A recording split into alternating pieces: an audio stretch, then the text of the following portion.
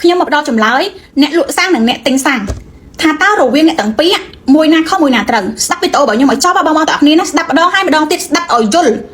ហើយសឹមខមមិននៅក្នុងវីដេអូរបស់ខ្ញុំពីព្រោះខ្ញុំមកនេះមិនមែនមកកាន់ជើងអ្នកទិញទេទៅបន្ទោសអ្នកលក់ខុសហើយក៏មិនមែនមកកាន់ជើងអ្នកលក់មកបន្ទោសអ្នកទិញខុសទេ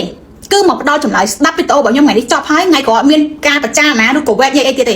ហើយទាំងអស់គ្នាខ្ញុំឃើញវែកញែកចុះអត់មានមកវែកញែកចឹងទេអូយអាណិតណាស់គ្នាក្រឲ្យកតុយគ្នាទៅ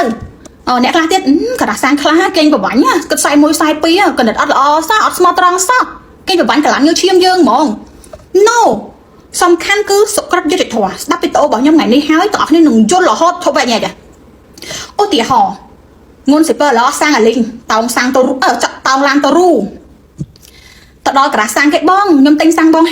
$50អ្នកលក់ក៏ចុច$50ពុបសាំងលោត48លីត្រលោត49លីត្រកន្លះកដោយឲ្យតែគ្រប់$50ម៉ាស៊ីនលោតអូតូបន្តិចអញ្ចឹងយើងត្រូវបកគល$50ទៅឲ្យអ្នកលក់ណាយើងអ្នកទិញ